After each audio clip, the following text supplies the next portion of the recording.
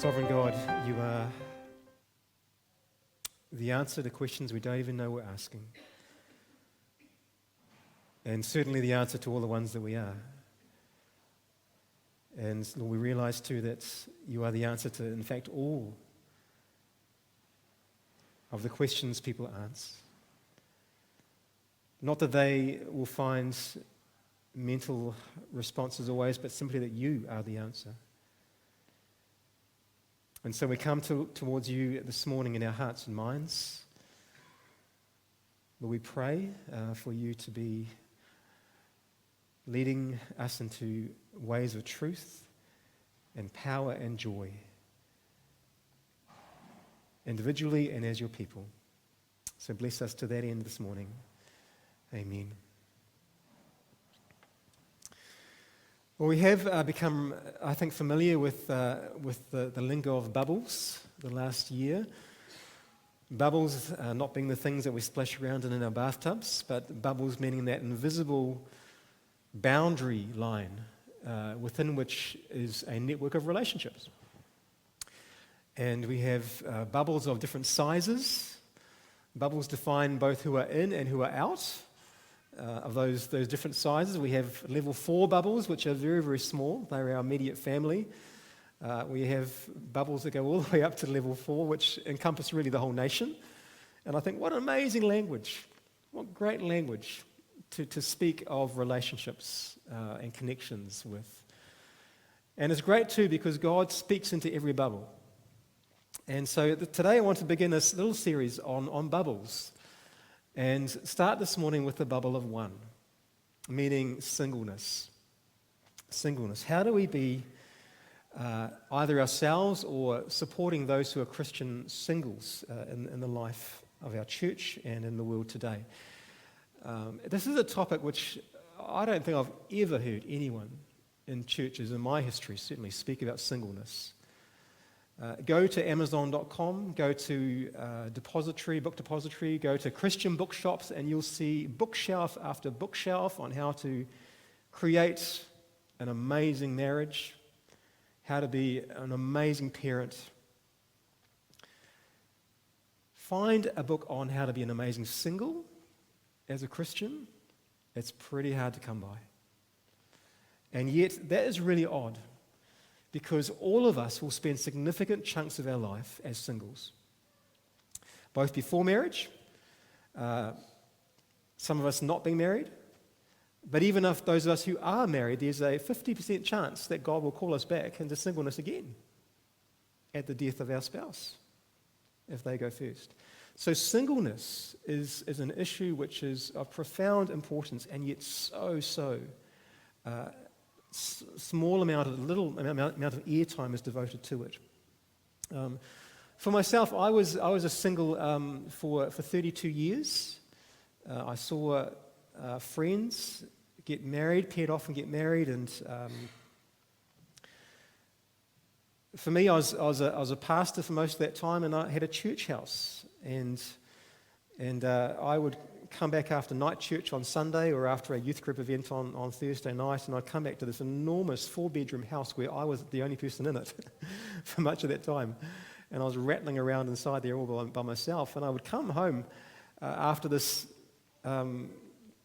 ministry of the word or whatever in life, and come back to this very, very empty house. And at times I'd just be on the carpet crying because I felt so lonely. And I couldn't find any girl because I was always at church. I couldn't go to meet Christian girls because I couldn't go on church to other churches on Sundays. So it was a season in my life which was very hard. And as a way of processing the hardness, I decided to do a lot of research and a lot of reading, and actually ran a course on singleness in our church, which was beneficial. So some of that stuff I'll draw on today. Even though I'm married, I still have a heart for the singles amongst us. The bubble of 1, singleness. What does the Bible say about singleness? Does it have anything to tell us? Well, yes, it does. Jesus was once asked about marriage, and I'll touch on that conversation next week when we look at the bubble of two. But for now, it's the bubble of one. And the outflow of that conversation about marriage was one where Jesus ended up talking about singleness. And he gave 3 reasons why a person may be single. He says marriage is God's general plan for people. That's part of the foundation of Genesis and so on from there on in. But he gives 3 reasons why people may be single. And he does it in this verse in Matthew chapter 12. And he says this, "For there are eunuchs who were born that way. There are eunuchs who have been made eunuchs by others. And there are those who choose to live like eunuchs for the sake of the kingdom of heaven." The one who could accept this should accept it. Eunuchs is not just the physical eunuchs, as we come in different places to know in the Bible, like the Ethiopian eunuch and so on in the book of Acts. The third use there is such that we know he's talking broader. He's talking about those who have chosen to be single and celibate. And he's saying there are 3 reasons why a person may be single by using this language. Firstly, there are people who simply are single. There are some who are born this way, he said. There are some people who are born single, and I know no one's born married, right? It doesn't happen that way. But these people are single to the core of their being. They will never feel any great need for intimate attachment or sexual fulfillment or anything like that. They're perfectly content to sail their boat along the sea of life in a one-person yacht. They are born that way, physically or emotionally or whatever, or both. Some people simply are single. Other people are made single, he says. There are others in life who are made single by things outside of their control. And so I've already mentioned the Ethiopian eunuch. Back in the day, royalty who were females had male attendants, but they were always castrated for obvious reasons. And so eunuchs were part of the royal court, especially of female royalty, and they're well known. But I think Jesus was speaking beyond this. He was speaking to a world that had other forces making people single, and I think we too have those as well in life. We have people who have known abuse. We have people who have lacked the training to develop trusting relationships as they've grown. We've had people who have been the focus of trauma. We have people who have been made single through circumstance outside of their control. Perhaps there's no available marriage partner. Perhaps they're surviving the death of their spouse, whatever. And so this is another big category. People who are single because circumstances or things outside their control have made them such. And the third category he gives, though, is this one. People who choose to be single. People who, for the sake of God's kingdom, stay single either permanently or for a season of their life. Why? Because they know they can climb higher mountains.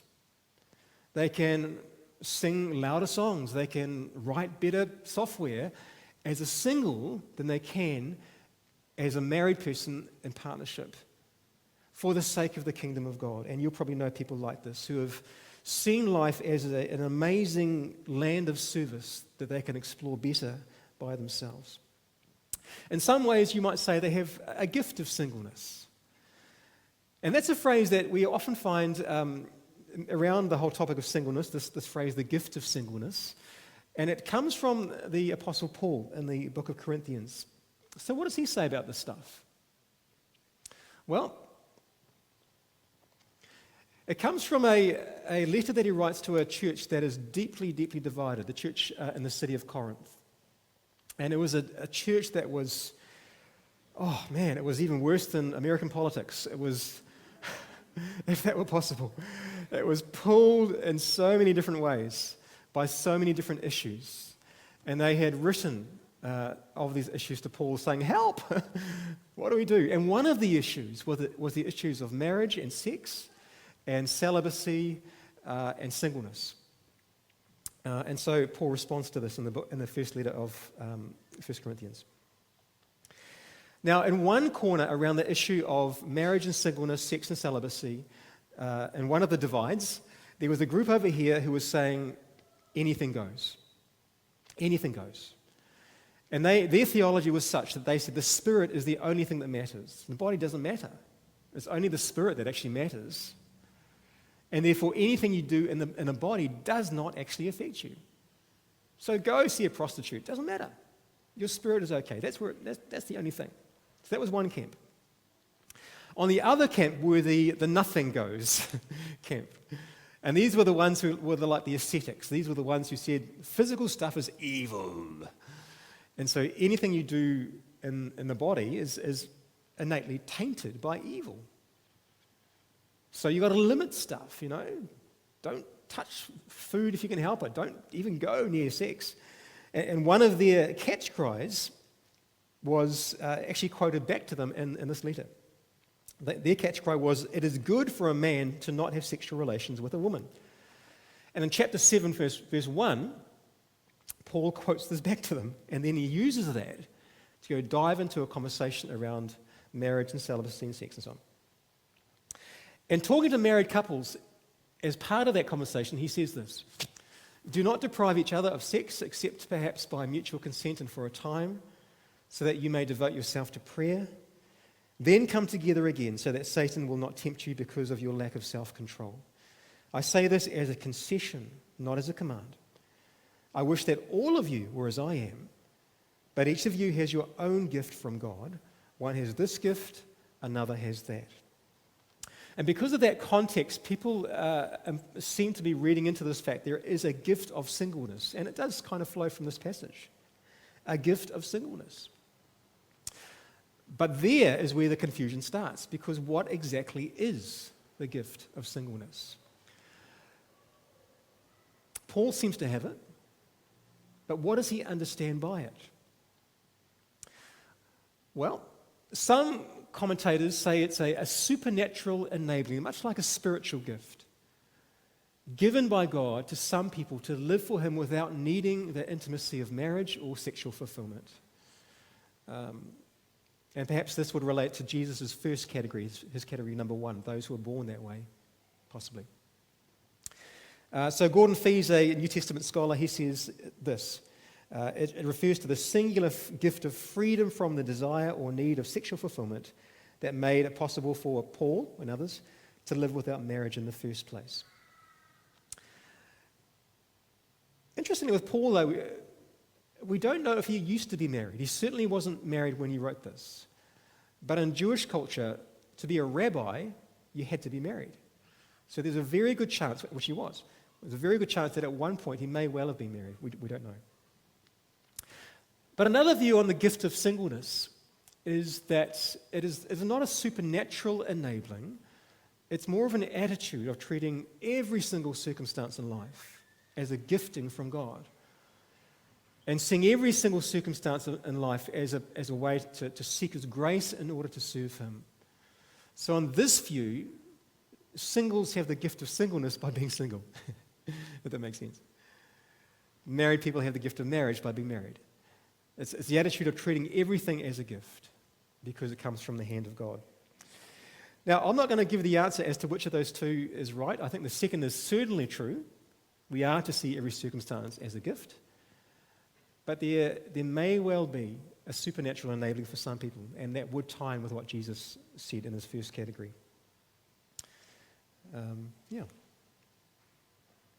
Paul goes on and he speaks about singleness, and he says at one point something quite confusing. He says, "Singles, stay single. Stay single." So what he says is, "Now to the unmarried and the widows, I say, it is good for them to stay unmarried, as I do. But if they cannot control themselves, they should marry, for it is better to marry than to burn with passion." And down to verse 25, "Now about virgins, I have no command from the Lord." Don't you love the earthiness of this stuff? Like, how did ever anyone think the church shouldn't speak about sex when our foundational documents speak about sex? Crazy. Because of the present crisis, I think that it is good for a man to remain as he is. Are you pledged to a woman? Do not seek to be released. Are you free from such a commitment? Do not look for a wife. But if you do marry, you have not sinned. And if a virgin marries, she has not sinned. But those who marry will face many troubles in this life, and I want to spare you this. Why are you laughing?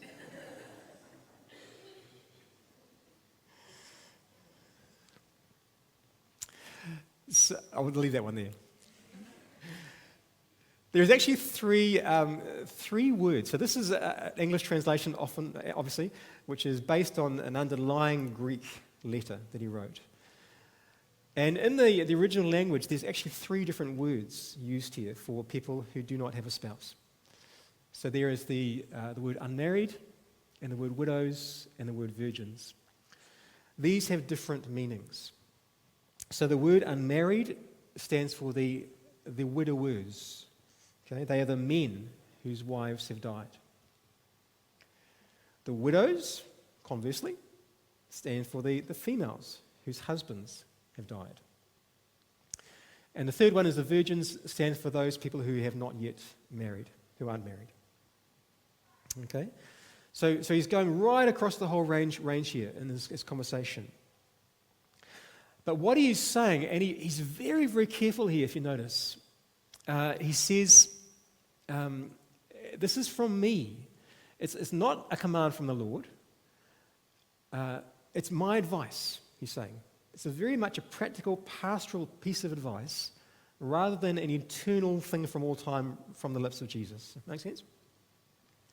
So he's suggesting that those who have been married and now find themselves single should not seek remarriage. And those people who have never married should not seek marriage. Now, this is one of those places where Bible interpretation is so important. Because if everyone followed this advice, there'll be no church. Now, we would have died out years ago. And no babies would have been born, obviously. What Paul is saying here is that he's writing into a situation where there is a present crisis. And he makes that clear. There is a present crisis. And because of that, he says it's not good to get married. It is not a universal word for all time, It is a crisis that the church in Corinth was facing at this time, where there was, yes, divisions within, but there was also incredible persecutions from without. And Paul, with his pastoral heart and his eyes of compassion, are looking at these Christians and saying, do you really want to have a husband or wife, if you have a choice, where you are walking steadfastly into a place of incredible suffering and hardship? And that will increase your anguish all the more. Do you really want to take someone with you who has your heart when things are going to get very, very rough as a church? And so he says, because of that, I think you should probably stay single. It is not for all time. It is for this place, for this church, and for that moment. And he wanted to spare people from the anguish that threats to loved one would bring. Okay? So in my advice, do not treat this as a universal statement. If you're married here today, you haven't sinned. And in fact, Paul is actually in other places, very, very, very, very positive about marriage. Okay. So that's just a bit of biblical stuff around the verses that speak to singleness, some of them. The upside, though, of singleness. After speaking about all this negative stuff about why people shouldn't stay or shouldn't be married, Paul goes on and speaks about the upside of singleness. And it's the same upside that Jesus pointed to when he says there are those who choose to stay single for the sake of the kingdom of heaven. Paul says this: you singles have the chance to live a life of undivided devotion to God. And that is something that married people do not have. In his words, I'm saying this for your own good, not to restrict you, but that you may live in a right way in undivided devotion to the Lord. He's saying, married people, yes, you'll love the Lord. And in many ways, the teamwork of you and your spouse will lead you in places of ministry that are different and better and greater. But by and large, single people have a capacity for service that is more wholehearted because they're not distracted by the needs of their partner. That's what he's saying. And so he's saying, single people, as I am, grab hold of that. Live with it. Run with it. It's beautiful. It can be hard, but the potential for service is amazing. I have a bit of a missionary pedigree in my family, and my parents were missionaries in Irian Jaya for a while. The number of single, particularly women, the number of single women who were on the mission field was incredible. And they would do amazing things because they could. Because they had resource and time and no commitments, and they would just serve their heart out and bless so many people. That's kind of what he's saying. A woman called Cameron Courtney, who wrote about singleness, she says this. Instead of looking at a man and saying, here's a great guy, why isn't he married? We should be saying, here's a great guy, what's he doing for God? In fact, that's a question we should ask all people, both single and married. So she's saying, look, this is your true calling, to serve God. This is your purpose. And single people, you have an amazing capacity for that, if you embrace it. It's our obligation for all of us, but singles, you guys have that sense of freedom to do that. And Paul says, yay, that's incredible. But there are downsides, aren't there? There are downsides to singleness. And folks, as a church, we need to be aware of this. Because, like I say, singles get very, very little airtime in churches. Loneliness is enormous. Not having someone uniquely yours. God designed us for a relationship, didn't he? And so loneliness is one of those most soul-destroying of things. It's not limited to singles, of course, we know that. But it is more in your face as a single person. John Stott was an amazing evangelical British man. You've probably read a lot of his books, some of you. He was a single man. And what he says is this. The first problem about singleness is the tendency to personal loneliness. Any single person knows more about loneliness than somebody who is sharing his life with a wife or husband and family. He says, this has meant that I have needed to cultivate friendships and force myself to spend time in the company of others. Joyce Huggett is another great author. She said this. Although we need close one-to-one friendships, we also need an intimate relationship, though, with Jesus. Certain love needs can be met only in the divine embrace. Loneliness is the friend in disguise who throws you into the arms of Christ. Isn't that beautiful? Loneliness is a friend in disguise who throws you into the arms of Christ. And if you think about it, it makes sense. If you know yourself deeply loved by someone who will never let you down, fail you, or phase out of your life, you are rich in resources. This means that you do not spend your life searching for love. You've found it from the fullness of your inner resources, that inner space where God not only dwells but reigns, you are capable of giving to others. So she's saying, she's found that for loneliness, the true answer actually is never other people, really. It's God living with us in the most intimate of ways, and from out of that fullness we are able to give. But loneliness is a challenge. What do we do with it? Believe facts, not feelings. You are loved by the one that matters most. Cultivate your friendship with Jesus. That's what Joyce Huggett was just saying. Practice the art of turning loneliness into solitude. That for me was a life changer in my lonely places. I can give you some more information on this if you wish, but Richard Foster has some great stuff on this. Taking a lonely place and redeeming it with Christ's presence. And saying, God, come and dwell. It's just me and you. Let's just hang out. Let's spend some time together. And it transforms a negative thing called loneliness and turns it into a positive thing called solitude. Great life-saving for me. Cultivate friendships with both sexes because we need that. We're made for that. And serve others too to help us get out of our skin, out of our shell. Another challenge is the challenge of identity. Who am I in a couples-orientated world if I don't have someone? Do you have a girlfriend or a boyfriend? These questions cast fear into the heart of some people. What does your husband or wife do? What does your partner do? How's your love life? Are you married? You know, all those questions. Innocuously meant, but there's things hanging on them and assumptions. Being in a relationship in our culture is a route to status and identity.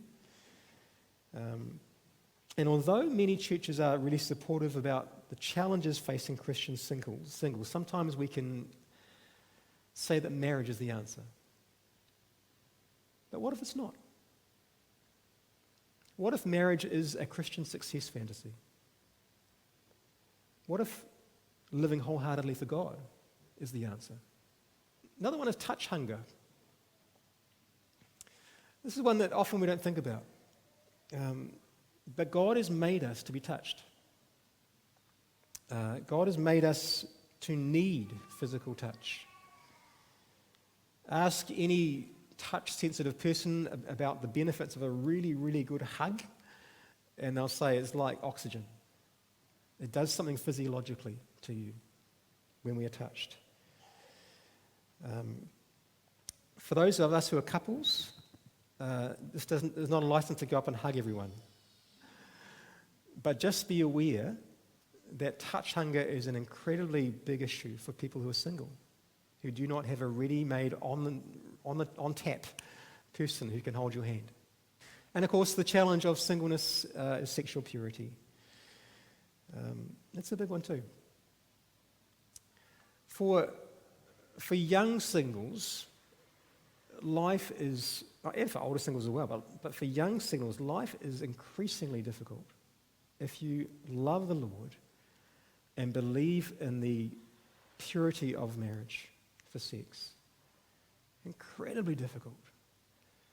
Here's some stats for you. A little over a century ago, the average age of puberty completion was 17 years old. At the same time, the average age for first-time marriage was also 17 years old. Today, the average age of puberty has dropped to about 11 to 12 years old, and the average age of first-time marriage is now 29 years old. Look at that stat. Now, for someone who does not save sex till marriage, this doesn't matter. But for a Christian young person who says, I believe God has saved sex for marriage, they are now facing 18 years in the sexual wilderness when all their friends are doing it. And they are gritting their teeth and saying, God, I'm trying to stay true, I'm trying to stay true. In a world which is so sexualized that life is very, very difficult. And everyone else in their friendship groups are saying, what are you doing? Just go hook up. And this is something we don't normally speak about. But this is an enormous cross to bear, which most of us do not even realize. And it is so strong that I've known Christian young people who said, I'm chucking it in because I need someone. It is something that we need to be aware of as we gather around singles in our communities of faith. They are on a tough journey if they have that biblical view of marriage. How do we look after those amongst us who are single? How do we look after those who have been married and lost their partner? And we're handling all that grief, but then also go back into a single state, which is challenges. There's challenges there.